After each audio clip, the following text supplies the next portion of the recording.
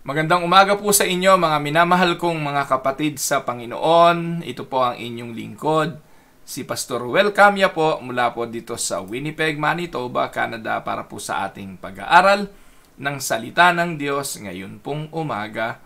Welcome po sa Tinig ng Pag-asa. Ang atin pong pag-aaral ngayong araw ay may pamagat po na the hardest prayer you will ever pray. Ayan. Naisip niyo po ba kung ano yung pinakamahirap na panalangin? Kailan po kayo dumating doon sa pagkakataon na talagang you think that it was really so hard to pray? So atin pong pag-aaralan ito, meron po talagang mga mahirap na panalangin.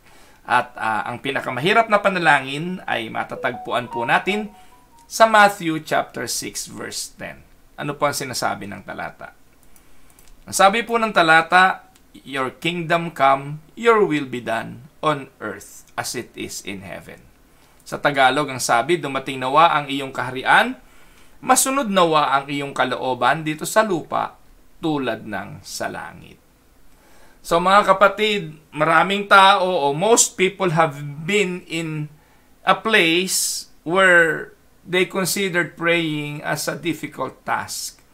Yung bang pagkakataong nandun ka sa sitwasyon na ang panalangin ay hindi madaling gawin. In fact, when Jesus asked the disciples to pray with Him even for an hour, dinatna ng Panginoon ang mga alagad na nagsisitulog, mga tulog. Kaya ang sabi ng Panginoon sa kanila, sa hardin ng Getsemani, hindi niyo ba ako masamahan kahit isang oras lang? Sabi ng Panginoon, the spirit is willing, but the flesh is weak. Palatandaan talaga po na mahina ang katawan at kahit na minsan gusto ng espiritu natin manalangin pero yung katawan natin ay walang kapangyarihan na para dumulog sa Panginoon sa panalangin.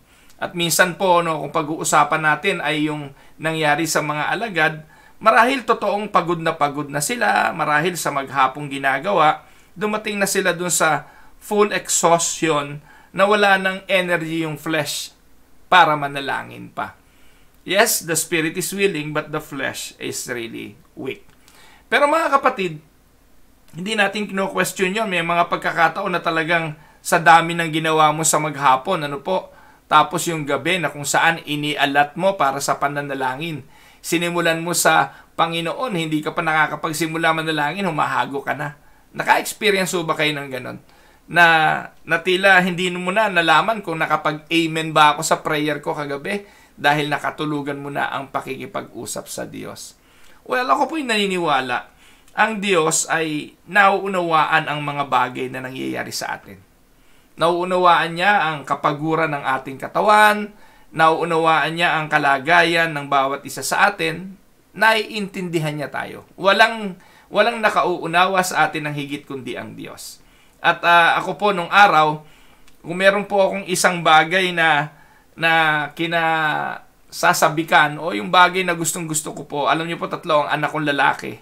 At yung mga anak kong lalaki, mga anak ko po, 3 yan, mahaba ang gap niyan. Yung pong panganay ko, tsaka yung pangalawa, 5 years. Tapos po yung pangalawa hanggang sa bunso ay 4 na taon.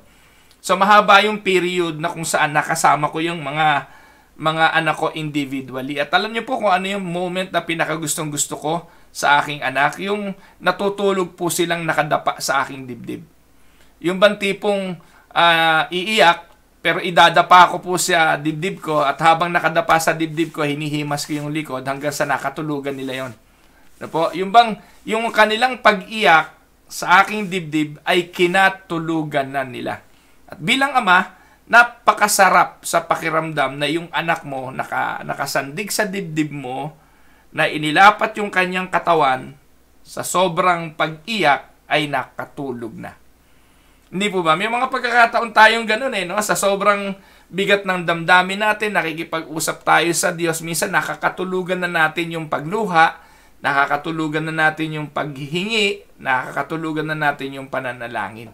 Wala po tayong question sa ganon. Hindi po yun ang mahirap na panalangin. Hindi po yun ang mahirap na panalangin. Hindi yung may struggle ka against the flesh At pagod yung katawan mo, luluhod pa ba ako, Lord? Ano bang posture ng prayer ang dapat? Hindi po iyon. Alam niyo po mga kapatid, ang pinakamahirap na dalangin ay yung dalangin, masunod nawa, Panginoon, ang iyong kalooban.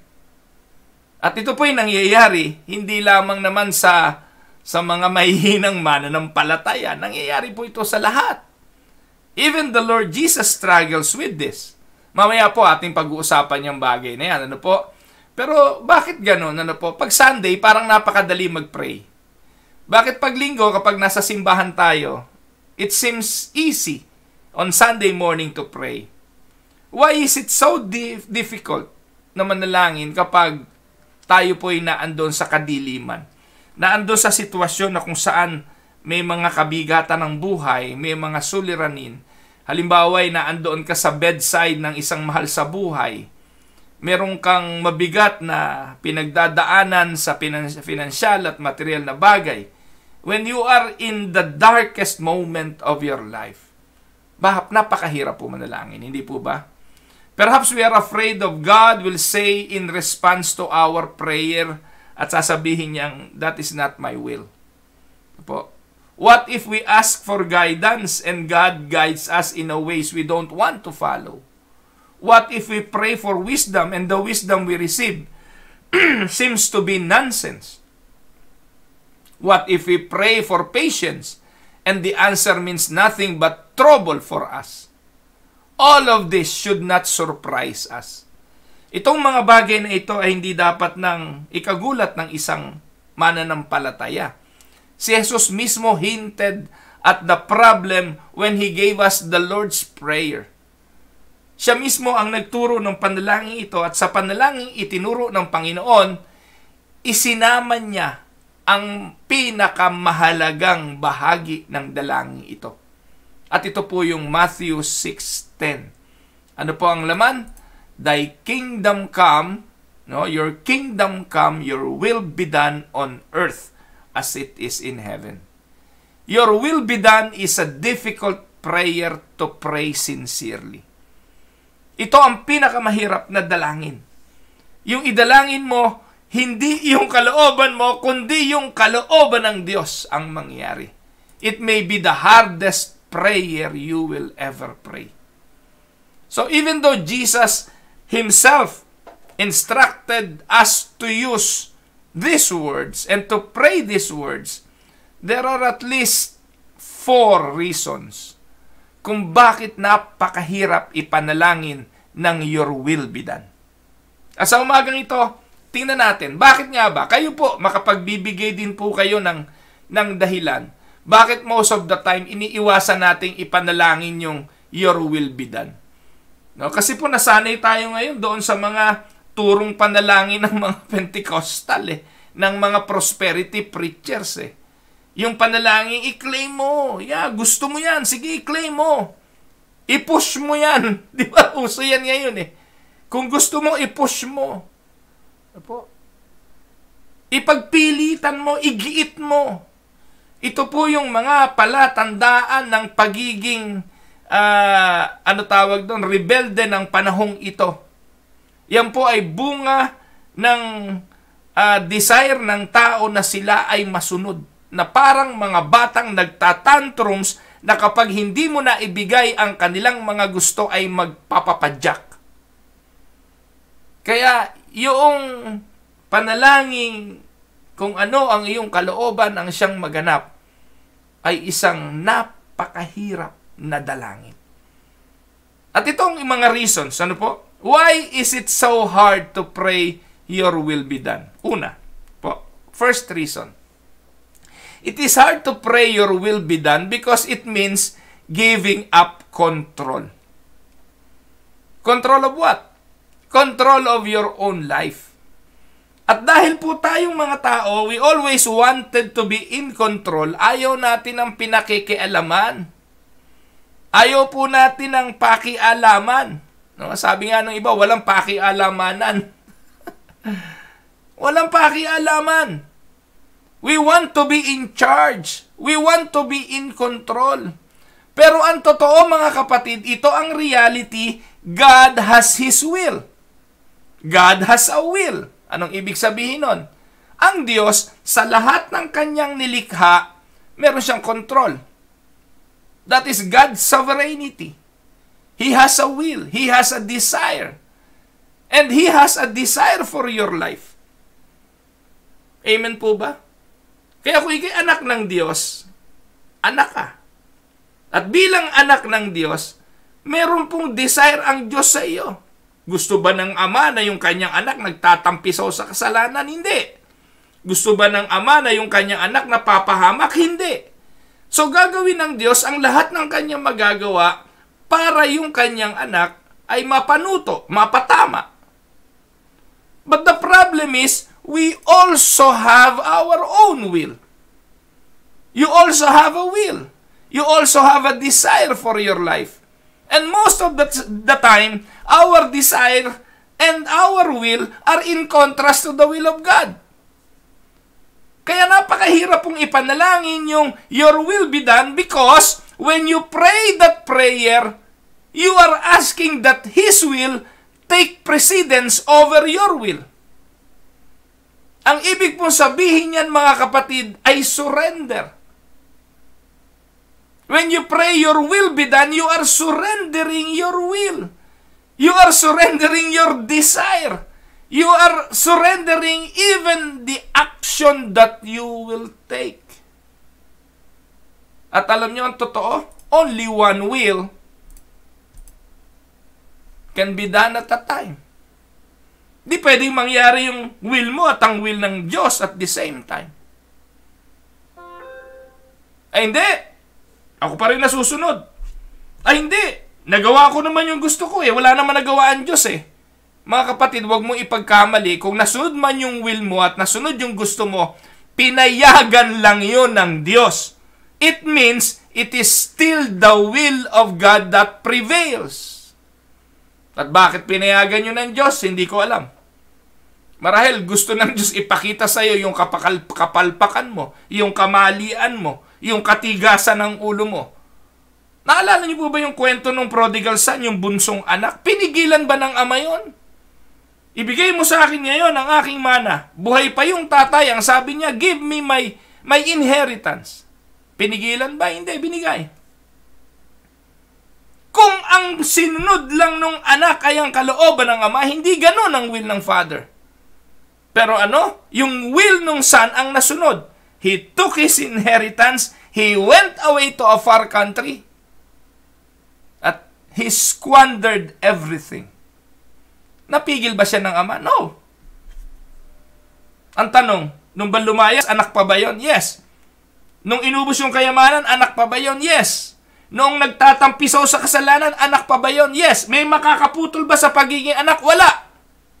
Kung hindi pa bumalik yun, anak pa rin ba yun? Yes. That is relationship. Pero ang pinag-uusapan natin dito, napakaraming anak ng Diyos sa mundong ito ang nag-struggle sa katotohanan ito na ipanalangin ay ang kalooban ng Diyos at ang masunod ay ang kalooban ng Diyos at isuko yung kanyang kalooban sa Diyos. Hindi pwedeng masunod lagi ang dalawang kalooban. It is either your will or God's will. Either God calls the shots or you call the shots. Either God is in control or you are in control. It is not easy to pray like that because it means giving up control of your own life and agenda. Alam niyo mga kapatid, ito ang kagandahan ng Reformed Theology. Ang foundation ng Reformed Theology ay ang paniniwala that God is sovereign. Kung gusto mo pong pahinain ang pananampalatayang Reform, kung gusto mong kontrahin ang pananampalatayang Reform, kung gusto mong talunin ang doktrina ng pananampalatayang Reform, isa lang ang gawin mo. Simple-simple, tuturuan ko kayo. Kayong mga mahilig makipagdebate, tuturuan ko na po kayo para talunin nyo ang Reformed Theology sa mga debate. Ang gawin nyo, pahinain ninyo ang Diyos. Paniwalaan nyo na God is not sovereign. Talo nyo na ang Reformed Theology. Kasi po ang Reformed theology naninindigan sa katotohanan na ang Diyos ang may control. God is in control. He is the sovereign God. He knows everything, controls everything, allows everything to happen. Ngayon, ang tao, kapag pinatay mo yung paniniwalang God is sovereign, sino na ang may control? Di yung tao na. In everything. Kaya sa kaligtasan, tao may control. Sila nagdidesisyon, sila nagpapasya, sila tatanggap kung gusto nila, kung ayaw nila, hindi nila tatanggapin. Hindi po ganun ang kaligtasan. Tanggalin mo ang soberenya ng Diyos, guguho na ang Reformed theology. Pero ano ang mangingibabaw? Mangingibabaw na ang human decision and human will, wala na po ang Diyos. Ito ang pinakamalaking problema ng tao kapag ang nangyari at naghari ay ang ating personal desire. Amen? We always want to be in control. But the sad thing is, we are really not in control. It only seems that way. Yung mga taong akalay sila'y may control, hindi, alipin sila. Alipin sila ng ano? Alipin sila ng flesh. Alipin sila ng kaaway. Alipin sila ng kasalanan. If somebody is, kumbaga, put you in bondage, and if you are in bondage and in a state of slavery, you are not in control. Mukha lang po na you are in control, but the sad reality is, you are a slave. And take note of this. Many of us are unhappy because we are fighting God at the point of His sovereignty. And we've never surrendered our agenda to His full control. Maniwala man kayo o hindi, mga kapatid, napakahirap ipanalangin ang your will be done because it is surrendering and giving up control of our own agenda. Ito ang totoo eh. Kapag lumapit na tayo sa Diyos, kapag tiniklop na natin yung ating mga kamay at nagsimula na tayong manalangin, aminin man natin o hindi, pupunuin natin ang ating mga dalangin ng mga bagay na gusto ng ating puso. Kasi yun ang turo ng mga pastor. I-claim mo, hilingin mo kung ano gusto mo. Kung ano yung sinasabi ng mga labi mo, may kapangyarihan yan. Magpo-produce yan ng kung anong gusto mo sabihin. Ano kayo, Diyos? Yan ang turo ng mga Pentecostal eh. Delikado yan eh. Say it by your words. Declare it and you will have it. Hindi po tayo Diyos. Diyos lang po yung nagsalita at lahat ng kanyang sinabi nagkatotoo. Tayo hindi. We don't have the power to produce things with our mouth. And who are we to do that? Kaya tayo sa panalangin, lagi ano ginagawa natin? Nakikiusap. Dumadalangin ng awa, ang lagi nating hinihingi mercy. Kaya po lahat sa ating mga pagdalangin sa Diyos, ang una nating hihingin, habag ng Diyos. Kahabagan mo ako, Panginoon. Dahil kung hindi mangyayari anumang gusto natin.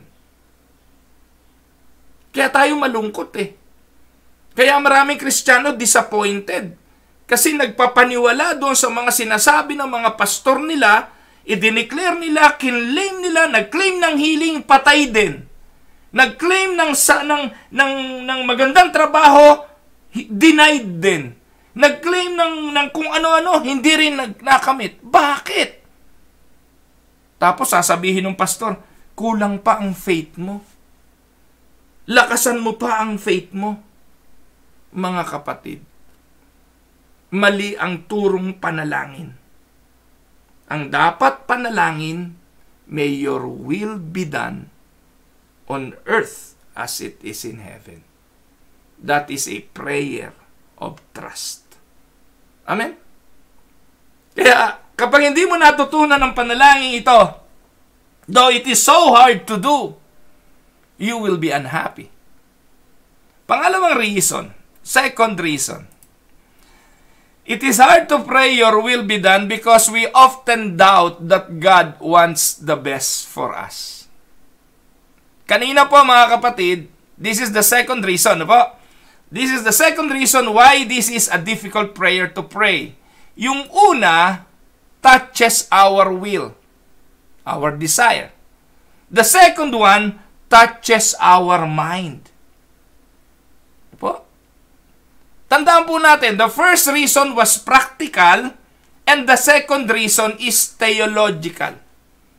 Kaya mahalaga rin po mga kapatid, kapag ikay nananalangin, kilala mo ang dinadalanginan mo. Nakapanood po ako ng isang sniper video o movie yesterday. Yung naglalaban po yung Siberia o Russia at saka German. They are in conflict. War movie po ito. War movie. At yung pong taga-Russia, yung isang sniper na babae, na ano po siya doon, dati niya yatang girlfriend, nagkasira sila. Dahil nagkasira po sila, sabi niya, anong gagawin ko para ma-win ko uli itong babaeng ito? Mahal ko siya, sabi niya. Yung isang Chinese na sniper din, tinuruan siya. Sabi niya, alam mo, you need to pray. Yung mga Russian, di naman sila naniniwala sa Diyos. They don't even pray. Sabi niya, kanino ako magpe-pray? Pray to God. How can I pray to God? Sabi nung Chinese, pumunta ka sa gubat. Pagpunta mo sa gubat, humanap ka ng malaking puno.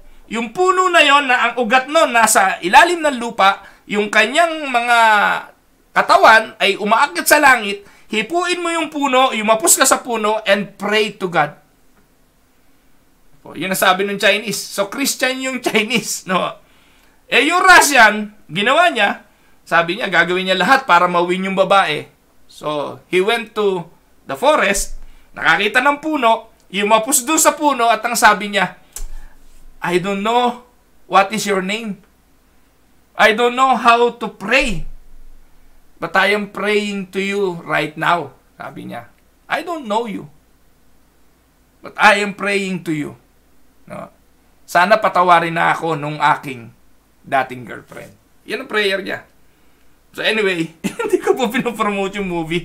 Pero ang title yata nun, Sniper 2. Yun ang title. No? So, wag natin puntahan yung movie. Pero ang point ko rito mga kapatid, pinakikita rito na napakahirap manalangin sa Diyos na hindi mo kilala.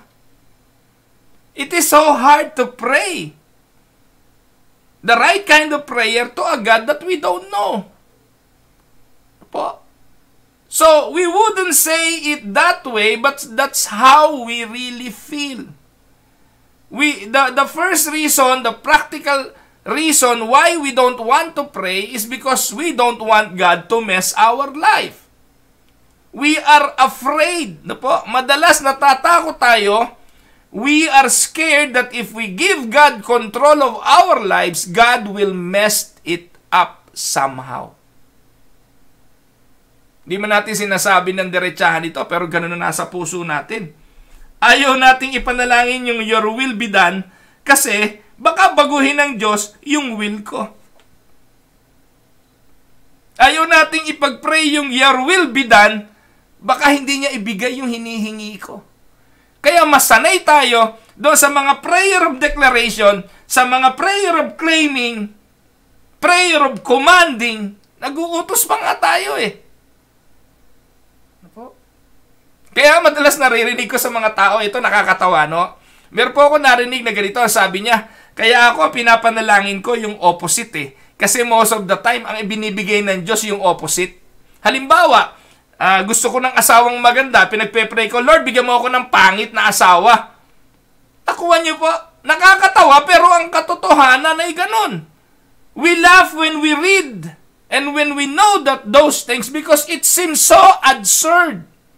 But many of us secretly wonder if it isn't true. We've all known the frustration of unanswered prayer. Marami po tayong frustration doon sa mga hiningi natin, sa mga idinalangin natin na hindi nangyari, and most of the time masama ang loob natin. Minsan po simple-simple mga bagay tulad ng wag sanang umulan.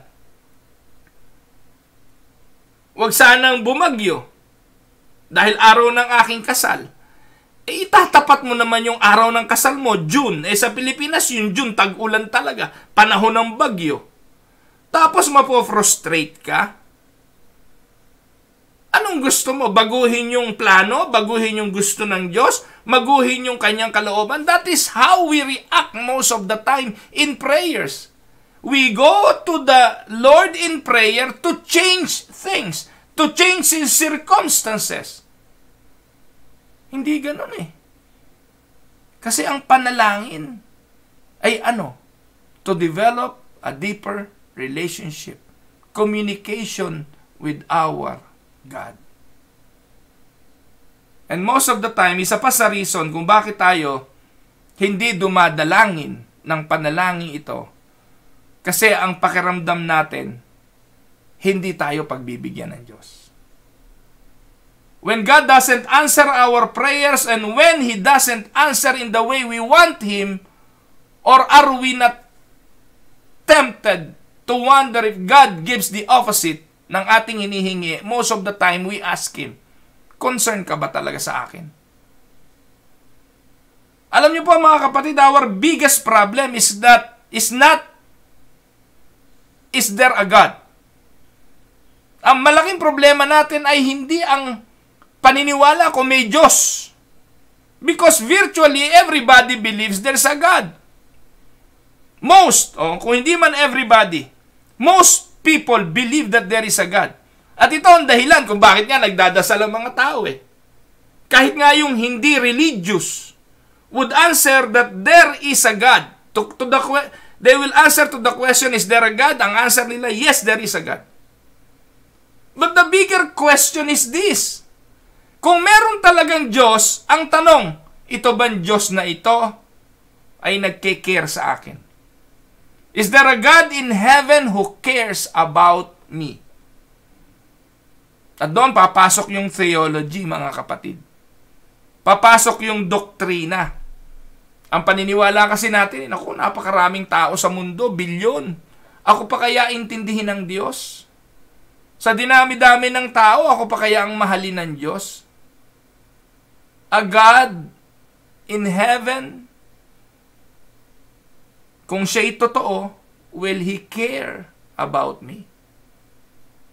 Ito po yung malaking tanong. At dito po tayo, maraming nagiging suliranin. Pinagdududahan natin kung ang Diyos na ito ay nagpapahalaga sa akin. Kaya, doktrin yun mga kapatid. At ang doktrina ng sovereignty ng Diyos ang magpapatibay sa ating pagtitiwala. Ang Diyos na ito'y makapangyarihan, bilang niya ang ating mga buhok.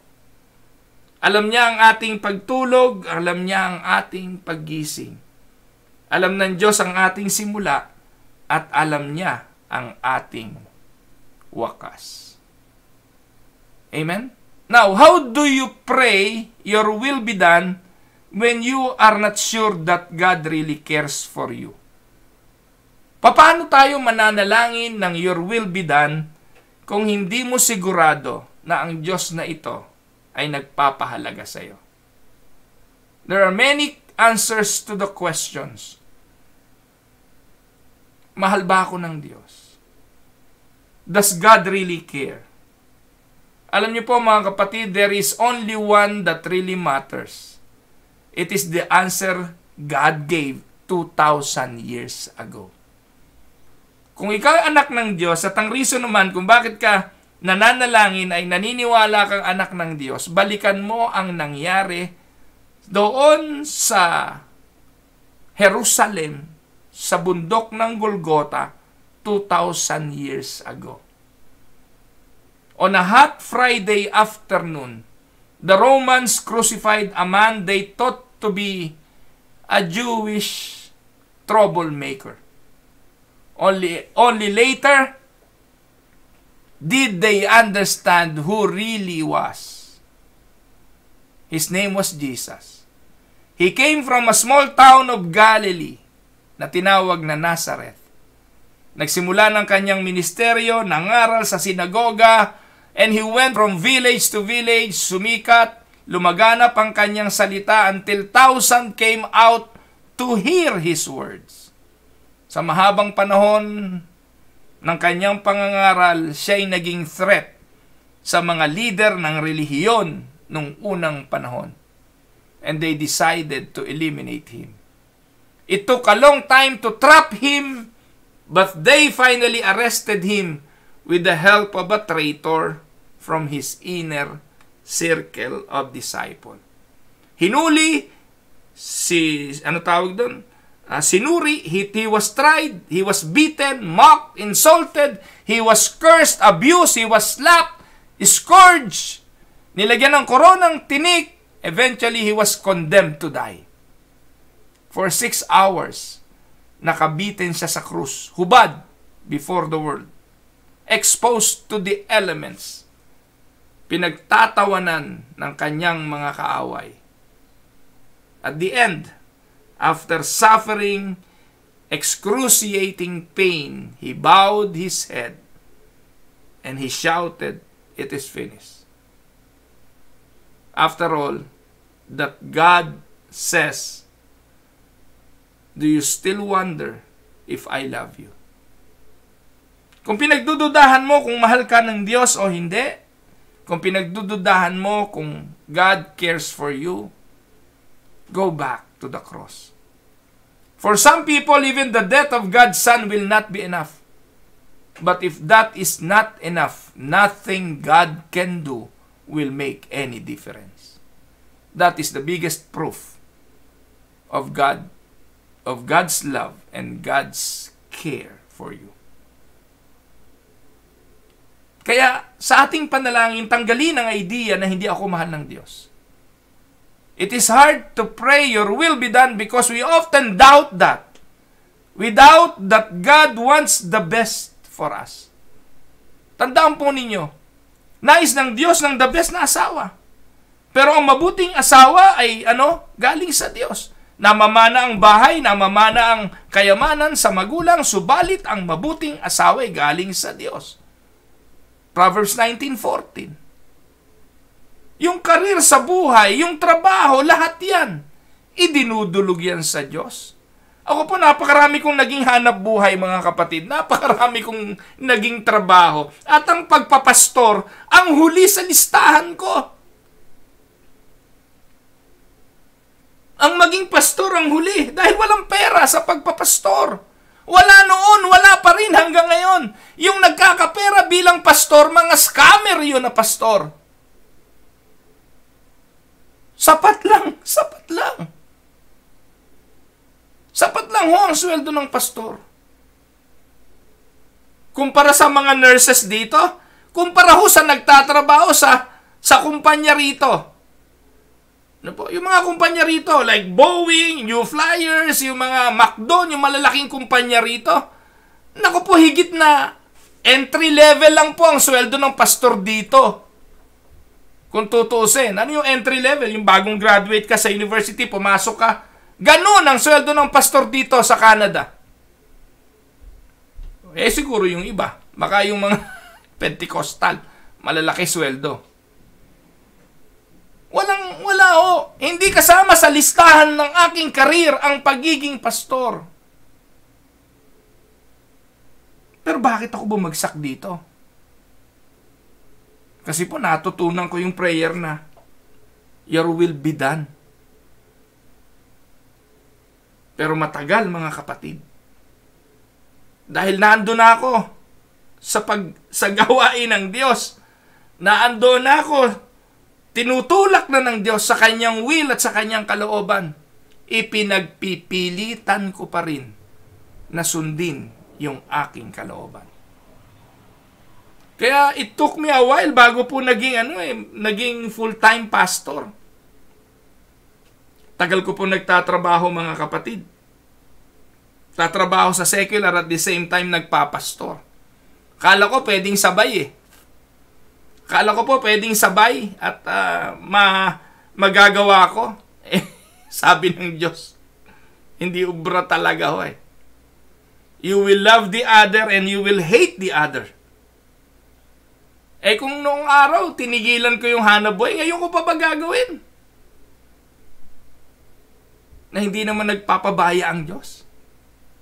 Nga lang, hindi ka yayaman. Kung gusto mo yumaman, hindi ka po yayaman. Kasi ang biyaya naman ng Diyos at ang kanyang pangako ay sapat.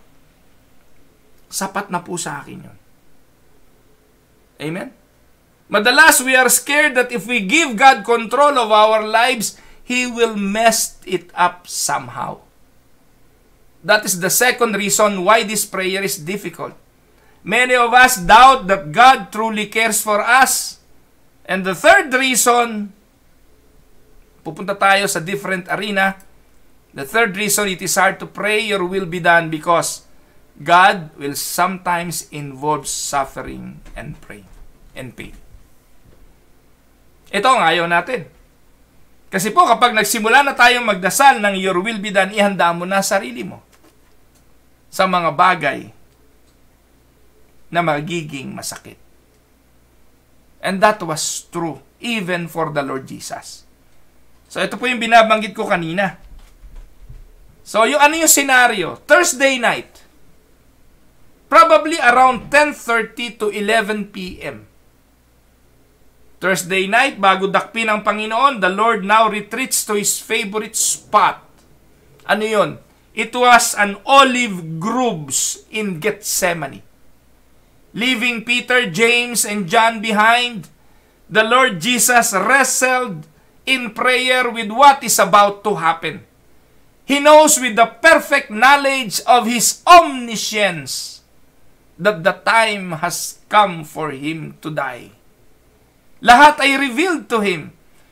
Wala pong lihim sa Kanya. Nothing is hidden from Him. It was for this moment that He came in the world. Nothing will surprise the Lord Jesus. Hindi po siya nasurpresa nang halikan siya ni Judas ng halik ng pagkakanulo. Hindi po siya nasurpresa nang si Caiphas ay imak siya. Hindi siya nasurpresa nang si Pilato ay ibigay siya sa kamay ng mga tao para siya ipako sa krus. Hindi po siya nasurpresa sa mga bagay na yun.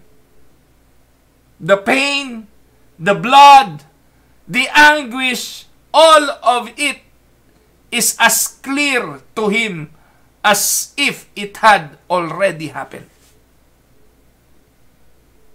Most of all, Jesus Christ sees the darkness. Alam ng Panginoon yung bigat ng kasalanan, yung karimari-marim na kasalanan na ipapasan sa Kanya. At alam nyo na ang buhay ng Panginoon, hindi siya namuhay sa kasalanan, ni minsan hindi siya nagkasala. At yung lagyan ka ng kasalanan ay walang iniwan, sa wala kang virus, wala kang COVID, sasaksakan ka ng COVID at pwede mo tong ikamatay. That is how it is. Yung malinis na pagkatao ng Panginoong Hesukristo ay lalagyan ng kasalanan dahil ito ang kanyang papasanin. At alam natin na ang kabayaran ng kasalanan ay kamatayan. Sin in all its ugliness, all its vile riches, all its putrefying force was all given to Him. It is as if a giant sewer is being opened at ang lahat ng basura, lahat ng baho, lahat ng karumihan ay itatapon sa Kanya. All the evil that men can do, all the filth of uncounted atrocities, the swill of the human race, the total iniquity of every man, from the beginning of time, ibubuhos yun sa Panginoon. And as Jesus sees the cup filled with human sin approaching Him, anong prayer ng Panginoon? Matthew 26:39. My Father, if it is possible, may this cup be taken from me.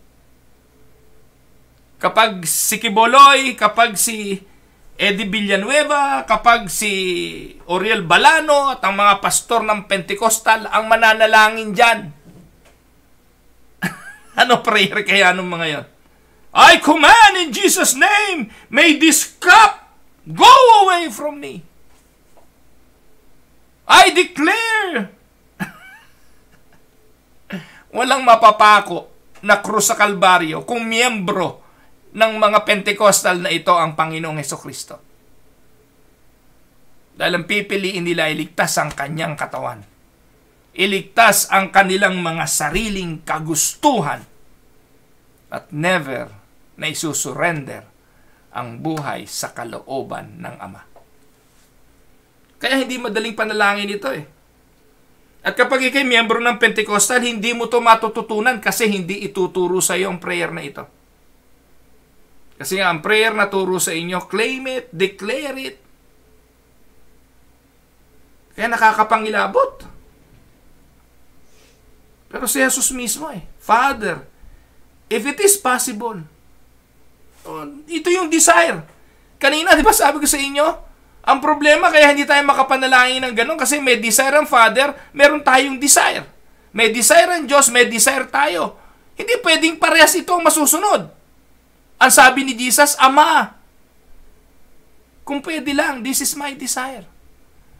May this cup be taken from me. Yet, Matthew chapter 6 verse 10, not my will, but your will be done.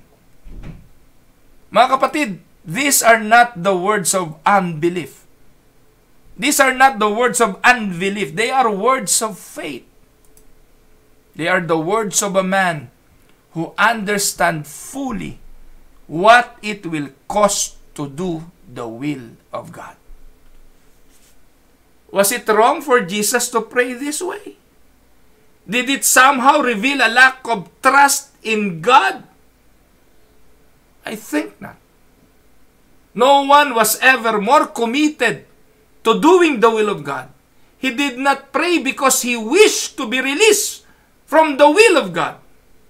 He prayed because he knew how much the will of God would cost him personally. It is hard to pray your will be done because God's will sometimes involves suffering and pain. Kaya ayaw nila ng prayer na yan. But Jesus was willing to pay the price. Willing to pay the price.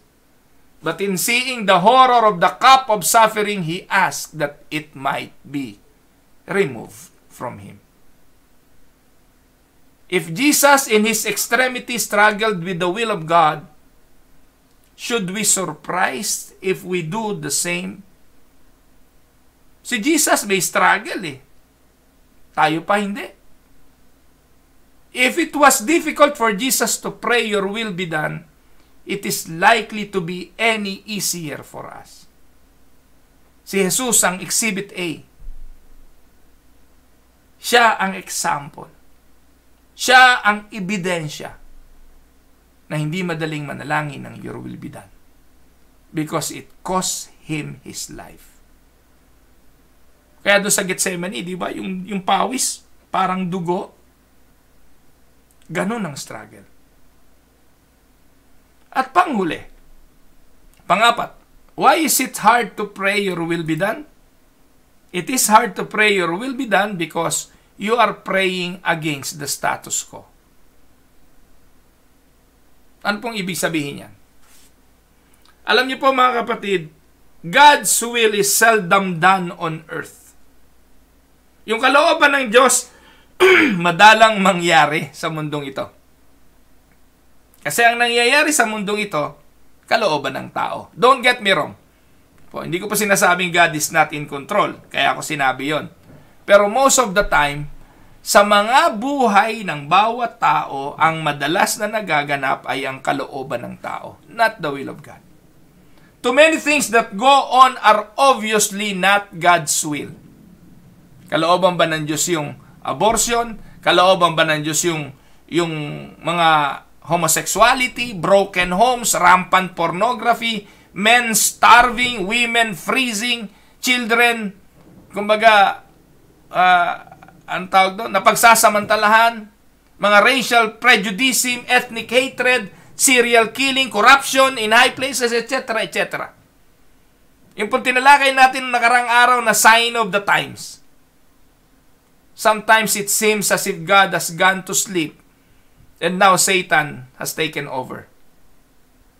God's will seldom happened on earth. Kaya ang prayer, may your will be done on earth as it is in heaven. Alam niyo po mga kapatid, sometimes it seems as if God has gone to sleep. Now ponder the next sentence carefully. God does not accept status quo.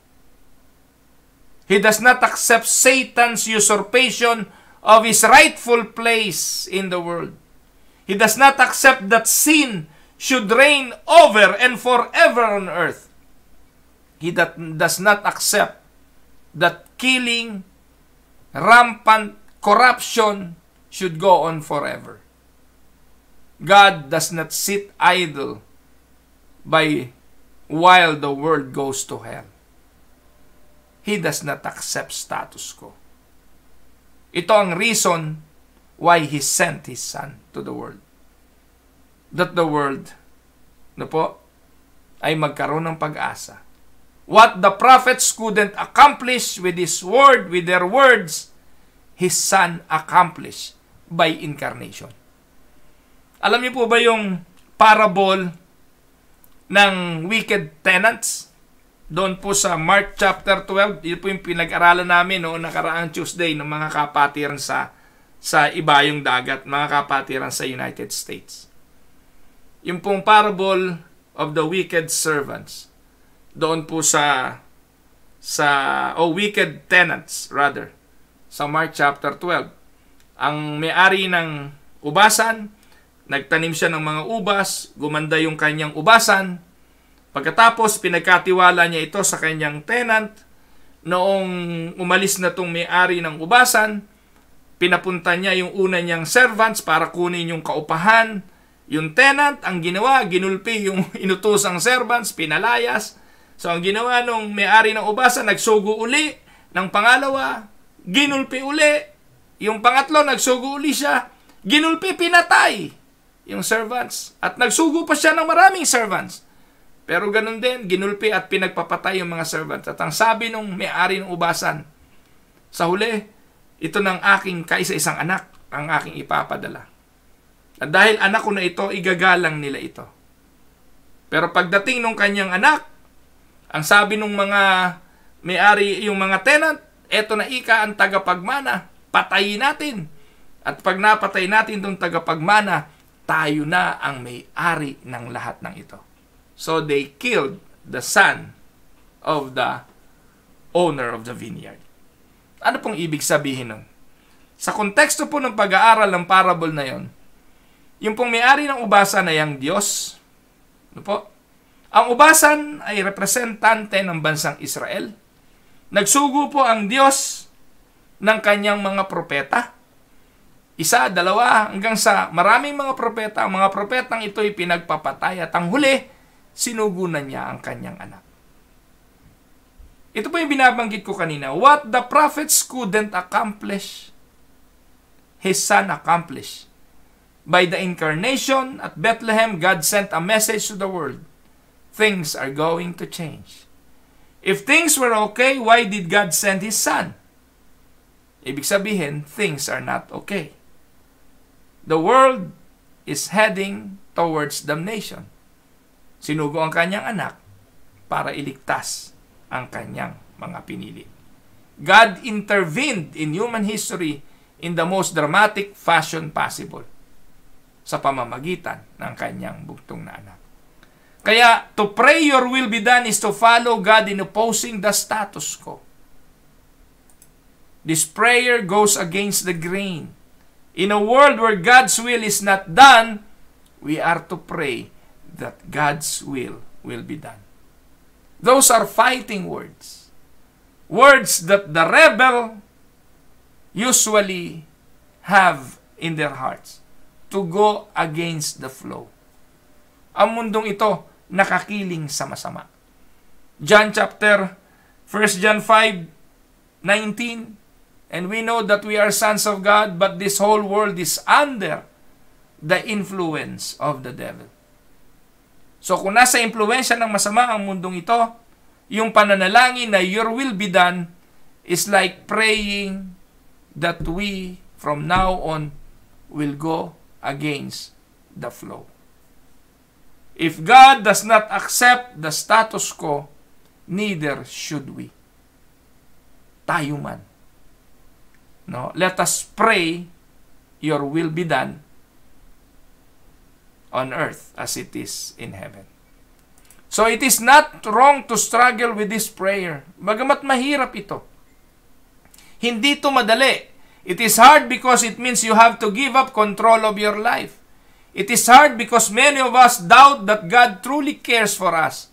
It is hard because God's will may involve pain and suffering, even death. It is hard because God's will is so often not done in this world. It is not wrong to struggle with this prayer. After all, Jesus struggled with it himself.